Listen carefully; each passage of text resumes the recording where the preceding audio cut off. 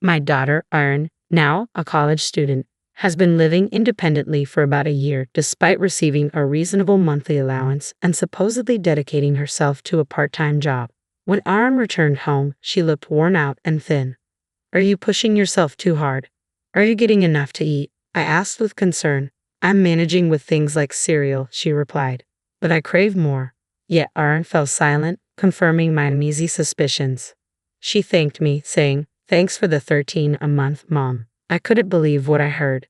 $13? I've been transferring $1,300 every month. My name is Laura. People have always said I have poor judgment in men.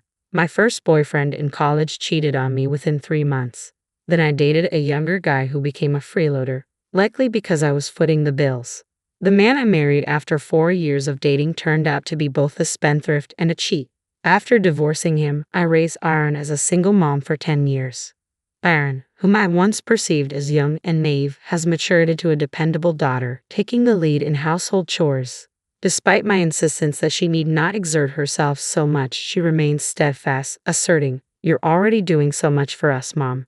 I worry you'll burn out if I don't help." Moreover, Erin never slacks in her studies. "I want to contribute like you, Mom. I don't want to be a burden," she expresses, diligently preparing for her college entrance exams since her high school days. Though she may exhibit traces of naivety, I wholeheartedly believe she's an exceptional daughter. After diligent studying, Erin received the long-awaited acceptance letter from a prestigious public university. Together, we eagerly searched the bulletin board until we spotted Erin's applicant number, and we clasped hands in joy. As the days swiftly passed before her college journey began, we decided to take a celebratory hot spring trip, relishing every moment of the relaxation. While immersed in the soothing warmth up to my shoulders, I glimpsed my daughter, her cheeks rosy with contentment, and I found her endearing words, "Mom, this is so wonderful," deeply touching. In that serene moment, I silently vowed to protect her with all my heart, no matter what challenges lay ahead. As Erin embarked on her college journey, she left the nest with a blend of pride in her growth and a hint of loneliness. I bid her farewell, watching her set off on her new path. Since Erin began living independently, our nightly phone calls became a cherished ritual. With her knack for household chores and reliability beyond her years, I didn't harbor major concerns about her solo living arrangements. Yet the notion of a young woman navigating life alone stirred a lingering unease within me. I questioned if my worries were excessive, but Erin's cheerful conversations each evening brought me solace. Those end-of-day calls became my much-needed moments of relaxation.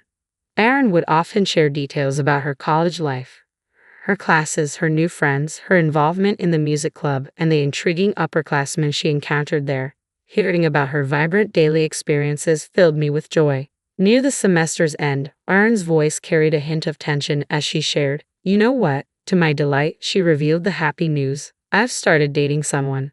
The lucky guy was Ian, the senior she met at the club. While I congratulated her with genuine enthusiasm, a twinge of concern lingered within me. As the daughter of someone often deemed unlucky in love, I couldn't shake the worry that perhaps my own romantic misfortunes had been inherited by her. Sensing my unease, Erin cautiously inquired, "Would you like to meet him someday?" I reassured her with a bright tone, "Absolutely." When summer vacation began, Erin returned home, accompanied by Ian. Upon meeting him, I discovered Ian to be a well-groomed and polite young man. "Pleasure to meet you, I'm Ian. I'm dating your daughter," he greeted me with a firm handshake as soon as I opened the door. His demeanor exuded responsibility, easing any lingering concerns I had. Ian sported no tattoos or piercings, yet carried himself with a refined air. The rolled-up sleeves of his shirt added a touch of classic charm, evoking memories of my own youthful attractions. A curious sense of nostalgia washed over me in his presence. We sat down for iced tea together, and I quickly noticed that Ian was not only responsible but also incredibly thoughtful. He graciously offered to carry the tray of iced tea I had prepared and promptly refilled my empty cup when it ran low. "Ian seems like a really decent guy," I whispered to Erin when he briefly left the table. Erin chuckled shyly. "Well, Mom, you were worried, weren't you?" "Of course, darling. It's only natural for a mother," I replied. Erin laughed, "But honestly, Mom, I'm doing just fine. I think I've got better luck in love than you." We both shared a hearty laugh at that, and I couldn't help but agree. "You might be onto something there." As the second semester commenced, Aaron, determined not to be a burden, took on multiple jobs to support herself. Despite my monthly financial support for emergencies, she seemed intent on saving every penny for the future. Trusted by her employers, Aaron juggled school and worked tirelessly, leaving little time for her club activities. Concerned, I asked, "Are you sure you're managing? Don't hesitate to use the money I send, and do you need me to come help with chores?" Aaron replied softly, "I'm okay," her voice tinged with weariness. Since Aaron couldn't attend the club anymore, Ian began frequenting our home out of concern. "You have your own worries, don't you? I can handle things myself, really. I'm fine," Aaron reassured him. "If you say so," Ian replied, though his worry lingered. One evening, returning from work, I was greeted by the aroma of a surprise hamburger Ian had prepared. It was delicious. Having Ian around makes things easier. Aaron's cheerful tone betrayed her fondness for him. As time passed, Aaron's calls grew less frequent due to her busy schedule. She'd update me sporadically, but it was evident she was juggling a lot. Despite my reassurances, I couldn't shake the worry. Ian made sure she ate well on his visits, but on other days, Aaron resorted to cereal for sustenance. Despite my financial support, it seemed she was struggling. Aaron wasn't one to squander money, so the situation puzzled me deeply. When I confided in my mother, she brushed off my concerns, remarking, "You're worrying excessively about your adult daughter. It's hard to let go." Perhaps she was right. Aaron would turn 19 soon. Though she still seemed like a child to me, the world saw her as an adult, especially with Ian by her side. Maybe I should just trust that she'll ask for help if she really needs it, I mused, attempting to ease my anxiety. Yet finding peace amid my worries proved challenging. Winter break arrived, and Aaron's return home revealed a noticeable change. She appeared thinner than before, her once slender frame now visibly diminished.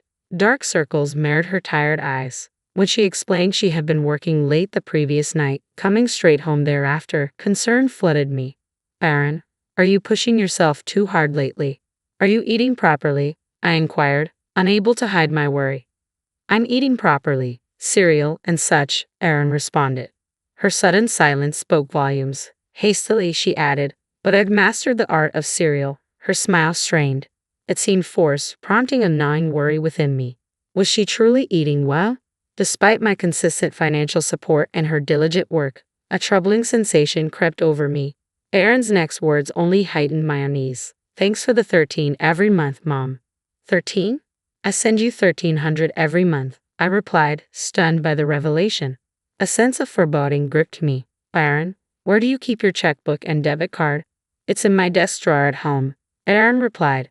"I'm heading to your place now, Aaron. There's something I need to check," I announced suddenly. Aaron looked surprised by my abrupt declaration but nodded in agreement. As we rode the train to her apartment, conversation flowed between us. The first topic broached was the matter of her mistaken allowance.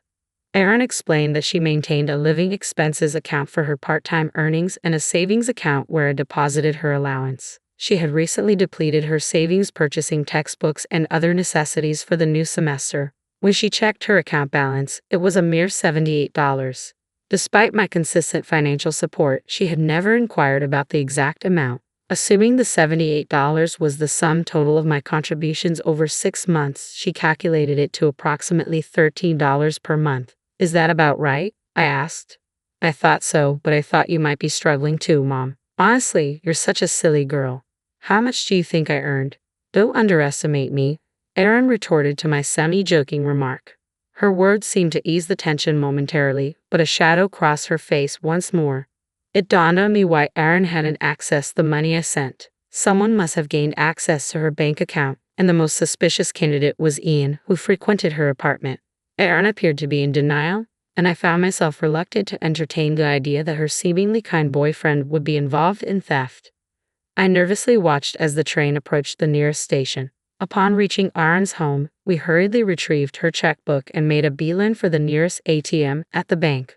With evening drawing near and the clock ticking past late afternoon, time was of the essence. We inserted the checkbook into the ATM and anxiously awaited the update.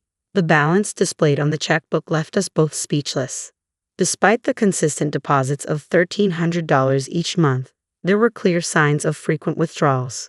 Aaron's complexion paled as she whispered softly, "Why?" Concerned by her visibly strained state, I escorted Aaron to a nearby coffee shop, where I resolved to delve deeper into the issue at hand. My primary focus was understanding how her checkbook was being managed. Erin disclosed that she stored her checkbook and debit card in a locked drawer within her desk. However, the key to this drawer was stored elsewhere, making it accessible to anyone entering the apartment. The only individual with the potential to access her room in her absence was her boyfriend, Ian, who possessed the spare key. Furthermore, the PIN associated with her debit card was the same as the one she commonly used for her other cards. It became evident that someone had likely observed her during a money withdrawal. I must admit, I was careless when setting up the account. I'm sorry, honey. Mom should have been more careful, I confess. I never anticipated someone else would access the money. It's not your fault, Mom. I should have been more vigilant in managing it, Erin responded.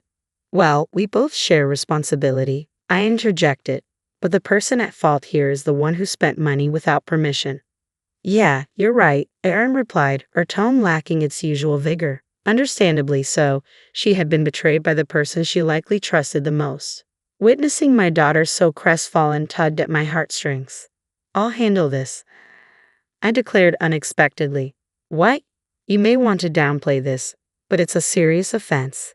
We need to gather evidence and report it to the police. The police? Erin's voice quivered, clearly unsettled. Yes, it's necessary, but don't worry. I'll handle everything. It's all to ensure your peace of mind during college, all right? I reassured her, and Aaron nodded reluctantly. A few days later, I sought the help of a private detective agency, the same one that assisted me when my husband was suspected of infidelity. I need you to investigate my daughter's boyfriend. His name is Ian Mack. He's a sophomore in economics at the same university as my daughter. We suspect he may have been misusing the money I've been sending to her, I explained, displaying a photo of Ian from Aaron's messages on my phone. They agreed to take on the case without hesitation, despite their steep fees. It was a necessary expense to resolve this matter for Aaron's sake. As we awaited the results of the investigation, Aaron chose to commute to college from my house due to her anxiety. The journey took over an hour each way, which proved challenging for Aaron, but she found solace in returning home each evening. One night, she prepared granola for dinner.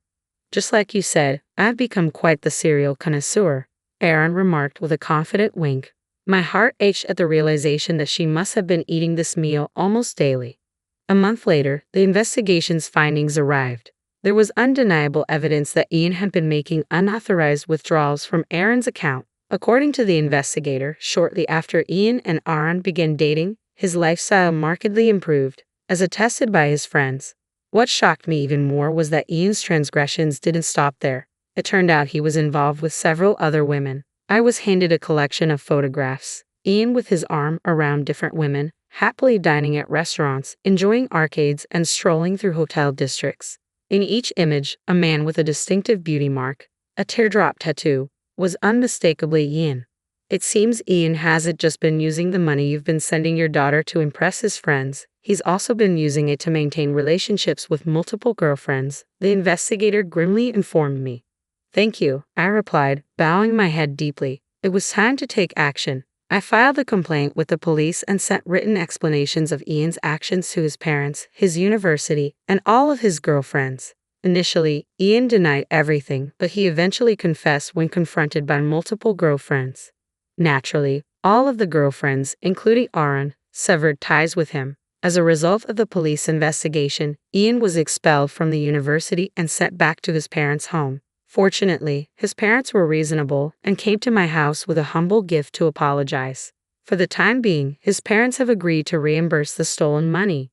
I'll make our stupid son repay this, even if it kills him, Ian's father vowed, his voice choked with emotion. According to what Aaron heard through the grapevine, Ian is now working multiple jobs to repay his parents. By the time this ordeal settled, spring had arrived.